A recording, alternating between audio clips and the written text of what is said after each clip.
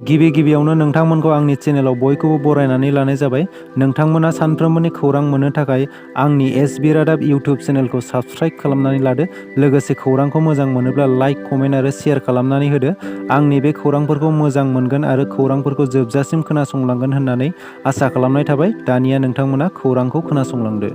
दिनैनि गिबि खौराङाव दं गाहाय मन्थ्रि नरेन्द्र मदिनि बिमुंखौ लानानै बेले-बेजे बाथ्रा बुंनायनि दायाव जोबथायाव सुराटनि बिजिरसालिया कंग्रेसनि दैदेनगिरि राहुल गान्धीखौ साजा फोसावनायनि उनाव आरोबाव गोख्रों राहा लाबावदों। मिथिनो मोननाय बायदिब्ला केरालानि वायनाड बियाबनिफ्राय देरहानो हानाय राहुल गान्धीनि MP मासिखौ डिसक्वालिफाइ खालामबाय। अदेबानि राहुल गान्धीआ पार्लियामेन्टनि लक सभायाव हाबनो मोननाय नंलिया। सालाकाथि दख'रा एबसुनि मोनसे थान्दै हान्जाया सालाकाथि NTPC बङाइगावनि CGMजों माखासे गोनांथार आयदाखौ लानानै सावरायनायजों लोगोसे गोसोखांलाय गथायदों।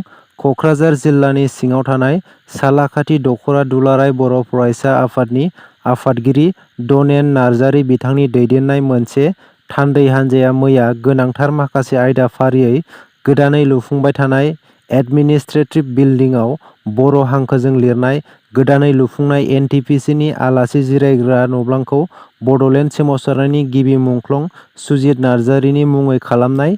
बेजों लोगोसेनो आरोबाव गोनांथार सावरायनाय NTPC बङाइगाव मुंखौ सोलायना NTPC क'क्राझार एबा NTPC सालाकाथि मुं होनाय आरो लांदां जाना थानाय मासिफोराव बिजाथि थिसननाय बायदि माखासे गोनांथार आयदाखौ लानानै मैया चिफ जेनेरेल मेनेजार कारुनाकार दासजों सावरायलायो लोगोसे गोसोखांलाय गथायो। सावरायनाया खोब ओंथिगोनां आरो आसा खालामथाव जादों होननानै सालाकाथि दख'रा दुलाराय बर' फरायसा आफादनि आफादगिरि डनेन नार्जारी बिथाङा फोरमायना होदों। सेबायाव माबाफोर खान्थि गोनां सोलायनांगौनि गोनांथि जादोंब्ला बे सोलायनायखौ लाबोगोन होननानै आसामनि सोलोंथाइ बिफाननि मन्थ्रि रनज पेगु बिथाङा फोरमायदों।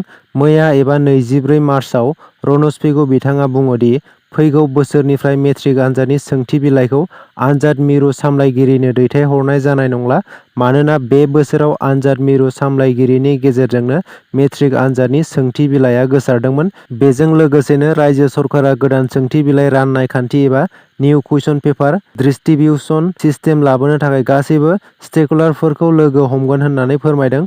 आसु, एबसु बायदि आफादफोरजों लोगोसे गोबां आफादफोरा सेबायाव सोलायनाय लाबोनांगौनि दाबि दैखांनायनि सायाव सोंथि खालामनायाव मन्थ्रि रनज पेगु बिथाङा बुङोदि फोरोंगिरि, फरायसा आरो जोथोनगिरि बिमा-बिफा बयबो गाव गावखौ फोसाबनांगौ।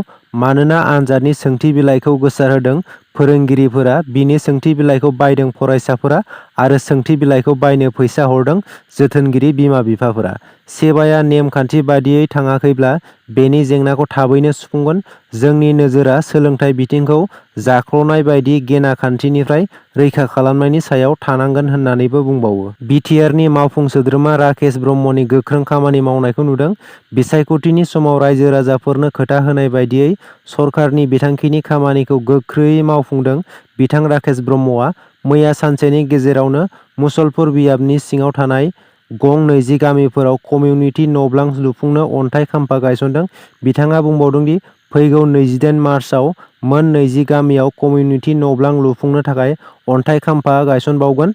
मुसलपुर बियाबनि मोनफ्रोमबो गामियाव सरकारनि बिथांखिफोरखौ होगोन आरो मावफुंलांगोन होनना खोथा होबावदों EM राकेश ब्रह्मआ। रौतायाव आखाइजों बानायनाय बमा खुबैनानै गाग्लोबनो नाजानाय जाथाय जादों। रौता थानानि सिङाव थानाय इक्राबारियाव जादों। बे सन्देह गोनां जाथाया डन दासनि नखरखौ थांखिनानै बमा खुबैदों दुथांफोरा। मिथिनो मोननाय बायदिब्ला माखासे सान सिगां उदखारि हान्जा KLOनि मुङाव 25 लाख रां दाबि खालामदोंमोन। दाबि खालामनाय रांखौ हरैनि थाखाय बमाजों सिगिनायनि सन्देह खालामदों। थांनाय 23 मार्च हरनि 12 रिंगासो समाव बे गिख्रंथाव जाथाया जादोंमोन होननानै मिथिनो मोन्दों। दिनैनि खौराङा एसेनोसै। आसा खालामो खौरांखौ खोनासंनानै मोजां मोनबाय आरो खौरांखौ मोजां मोनदोंब्ला मोनसे लाइक खालामनानै गालांदो। लोगोसे सानफ्रोमबोनि खौरां मोननो थाखाय SB रादाब इउटिउब चेनेलखौ साबस्क्राइब खालामनानै लादो। गोजोन्थों।